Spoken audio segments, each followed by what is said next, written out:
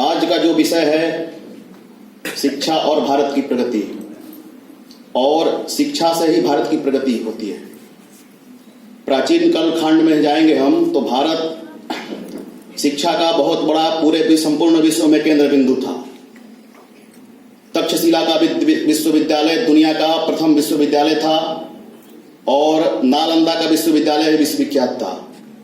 हम सभी जानते हैं चीनी यात्री वेनसांग फाइयान आदि उस विश्वविद्यालय का दौरा करने आए थे। वर्तमान में स्थिति क्या है हम सभी को ज्ञात है, विद्वान लोग यहाँ बैठे हुए हैं। वर्तमान में अंतर्राष्ट्रीय स्तर पर किसी भी विश्वविद्यालय आईआईटी का अभी उस तरह का स्थान जैसा होना चाहिए वैसा नहीं मिलना चाहिए। जब भारत सोने की चिड़िया कहलाती थी उस समय संपूर्ण विश्व में शिक्षा का केंद्र बिंदु भारत था, हम सभी जानते हैं। लेकिन वर्तमान में स्थिति क्या है?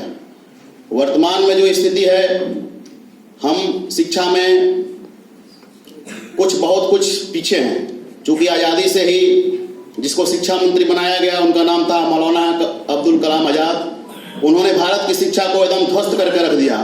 उसकी भुक्तभोगी आज हम लोग को होना चाहिए। लेकिन वर्तमान समय में उसका परिवर्तन दिखाई दे रहा है और श्रम साधना के द्वारा, उसके श्रम के द्वारा हम आगे भी इसका परिवर्तन कर सकेंगे।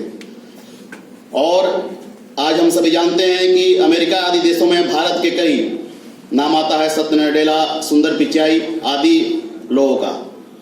लेकिन मेरा मानना है कि उन्होंने जो ज्ञान कौशल का प्रयोग अमेरिका में कर रहे हैं वो भारत में करते तो अच्छा होता। हम सभी डॉक्टर एपीजे अब्दुल कलाम के नाम को जानते हैं। उन्होंने जब नासा से उनको ऑफर आया था अच्छी नौकरी मिल सकती थी। यदि वो वहां चले जाते तो भारत आज परमाणु संपन्न देश शायद इतना जल्द नहीं होता, बाद में हो सकता बनाया जाता, लेकिन इतना जल्द नहीं हो पाता। और उन्होंने मिसाइल मैन के नाम से विख्यात हुए और भारत को परमाणु बम दिया। बाबा साहब अम्बेडकर को भी बहुत पढ़ने में तेज थे, वहां भी उनको कई यूनिवर्सिटी से ऑफर आई थी, अच्छी नौकरी कर सकते थे। लेकिन उन्होंने भारत माता की सेवा करना आरंभ किया और भारत को संविधान निर्माता के नाम से जाने जाते हैं। और भारत आज दुनिया का सबसे बड़ा संविधान है, यह हम सभी को ज्ञात है।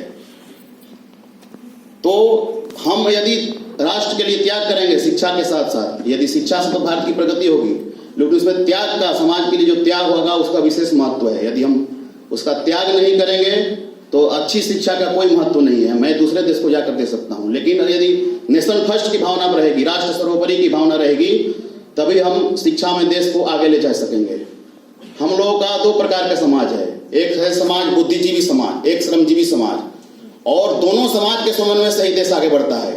और जिन देशों ने उपलब्धि हासिल की है वे दोनों वहां के आम जनता, चाहे वह श्रमजीवी समाज हो चाहे वह बुद्धिजीवी समाज हो, दोनों समाज के समन्वय से उन्होंने देश को खड़ा किया, एक राष्ट्र को खड़ा किया।